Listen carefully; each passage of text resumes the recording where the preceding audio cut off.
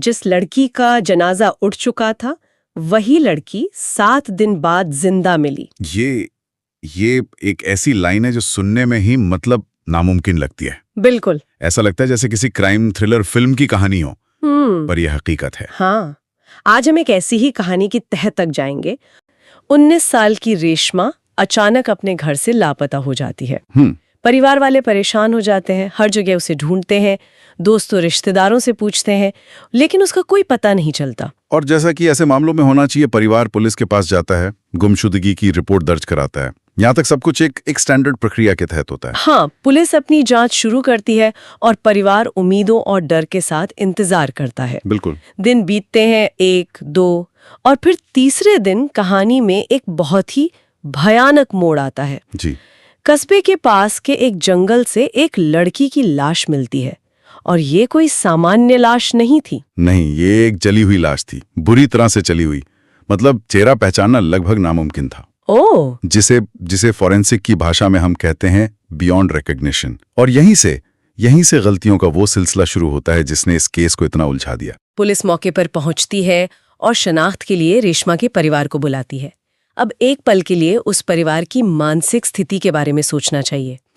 उनकी बेटी 3 दिन से लापता है, वो हर पल किसी अनहोनी के डर में जी रहे हैं और अब उन्हें एक जली हुई लाश की पहचान करने के लिए बुलाया गया है। देखिए, यहीं पर इस केस का सबसे अहम और कमजोर बिंदु सामने आता है, पहचान की प्रक्रिया। हाँ। जैसा कि हमारे स्रोत बताते हैं, चेहरा तो पहचानने लायक था ही नहीं, तो फिर पहचान किस आधार पर हुई? किस आधार पर? लाश पर मौजूद कुछ चीजों के आधार पर। कपड़े, पैरों में पहनी चप्पल और हाथ में बंधा एक काला धागा। अच्छा। ये वो चीजें थीं जो रेशमा अक्सर पहनती थीं। जी। उस भयानक घड़ी में तो परिवार लाश की पहचान रेशमा के रूप में कर लेता है।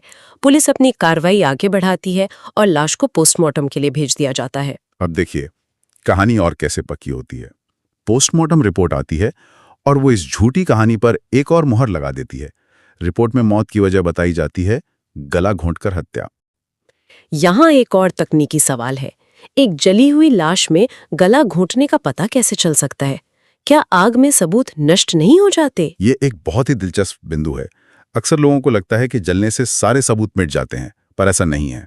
अच्छा। गला घोंटने के मामलों में गले में एक छोटी यू शेप की हड्डी होती है, जिसे हायोइड बोन कहते हैं। दबाव पड़ने पर यह हड्डी टूट जाती है और यह हड्डी आग में भी अक्सर बची रह जाती है। तो जब डॉक्टरों को यह हड्डी टूटी हुई मिली तो उन्होंने गला घोंटने की पुष्टि कर दी। मतलब एक वैज्ञानिक तथ्य ने पुलिस को और भी यकीन दिला दिया। जी, उन्हें लगा कि ये रेशमा ही है और उसकी हत्या हुई है। तो अब पुलिस के पास एक गुमशुदा लड़की थी, एक लाश थी, परिवार द्वारा की गई पहचान थी और मौत का एक वैज्ञानिक कारण भी था। उनके लिए केस लगभग साफ था। हाँ। इसके बाद जो होता है वो दिल दहला देने वाला है। उस परिवार के लिए उनके सारे डर सच साबित हो चुके थे। पूरा गांव मातम में डूब जाता है और रेशमा का जनाजा उठाया जाता है, उसका अंतिम संस्कार कर दिया जाता है। सोचिए, एक जीती जागती लड़की की मौत का प्रमाण पत्र जारी हो जाता है, पुलिस हत्यारों की तलाश में जुट जाती है, परिवार मातम मना रहा होता है, कहानी का एक दुखद अंत मान लिया जाता है। ऐसा लगता है कि अब इस कहानी में कहने को कुछ नहीं बचा। बिल्कुल, कहानी यहाँ खत्म हो जानी चाहिए थी। लेकिन यहीं से असली अविश्वसनीय मोड़ आता है। अंतिम संस्कार के 7 दिन बाद जब परिवार और पूरा गांव इस सदमे से उभरने की कोशिश ही कर रहा होता है, पास के जिले के एक एनजीओ से पुलिस को एक फोन आता है। एक फोन कॉल जिसने पूरी कहानी को, सारी जांच को, सारे सबूतों को 180 डिग्री पर घुमा दिया। उस फोन पर एक लड़की की आवाज थी। वो रो रही थी, बहुत डरी हुई थी और बस एक ही बात कह रही थी, मुझे बचा लो, मैं जिंदा हूं, मेरा नाम रेशमा है। एक पल के लिए उस पुलिस वाले की हालत सोचिए जिसने ये कॉल उठाया होगा। हाँ। जिस लड़की के नाम से हत्या का केस दर्ज है, जिसका पोस्टमार्टम हो चुका है, जिसका अंतिम संस्कार हो चुका है, वो फोन पर कह रही है कि मैं जिंदा हूँ। किसी के भी होश उड़ जाएंगे। बिल्कुल। पुलिस बिना देर किए उस एनजीओ के बताए पते पर पहुंचती है और वहां जो लड़की उन्हें मिलती है वो सचमुच रेशमा ही होती है। जिंदा लेकिन डरी हुई, सहमी हुई। जिस लड़की को पूरा गांव और उसका अपना परिवार मरा हुआ मान चुका था, वो उनके सामने खड़ी थी। इस एक पल ने सब कुछ बदल दिया। पुलिस की थ्योरी, परिवार का दुख, पोस्टमार्टम रिपोर्ट, सब कुछ एक झटके में सवालिया निशान बन गया। तो अगर ये रेशमा है तो फिर वो कौन थी जिसका अंतिम संस्कार किया गया? और रेशमा के साथ असल में हुआ क्या था? यहीं से सच का खुलासा होना शुरू होता है।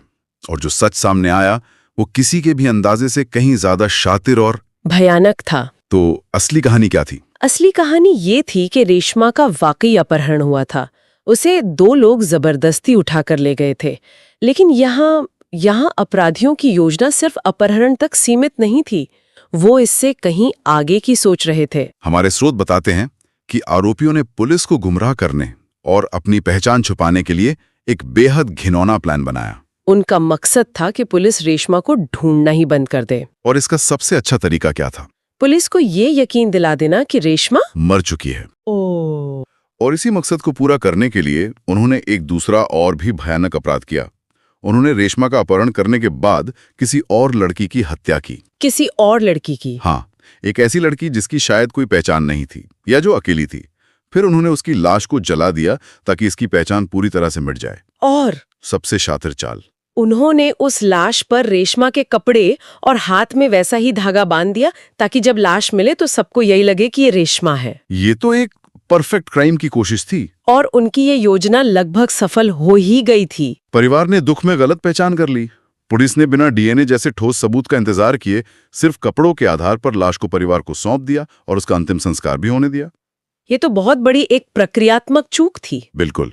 अगर हम इसे बड़े पैमाने पर देखें तो ये सिर्फ अपहरण का मामला नहीं था, ये एक फर्जी हत्या केस था। फर्जी हत्या केस। अपराधियों ने न सिर्फ एक लड़की का अपहरण किया बल्कि एक और बेगुनाह लड़की की जान ले ली, सिर्फ अपने जुर्म पर पर्दा डालने के लिए। इस मामले में पुलिस ने बाद में 2 आरोपियों को गिरफ्तार भी किया। लेकिन ये सब हमें एक और बहुत ही दुखद सवाल पर लाता है। वो दूसरी लड़की कौन थी जिसकी हत्या की गई, जिसकी पहचान मिटा दी गई, जिसे रेशमा बनाकर जला दिया गया? क्या उसके बारे में कभी कुछ पता चल पाया? और यही इस कहानी का सबसे त्रासद पहलू है। हमारे स्रोतों के मुताबिक उस दूसरी लड़की की पहचान कभी हो ही नहीं पाई। कभी नहीं। वो एक गोस्ट विक्टिम बनकर रह गई। एक ऐसी लड़की जिसकी मौत का इस्तेमाल एक दूसरे अपराध को छिपाने के लिए किया गया और जिसकी अपनी कहानी हमेशा के लिए दफन हो गई।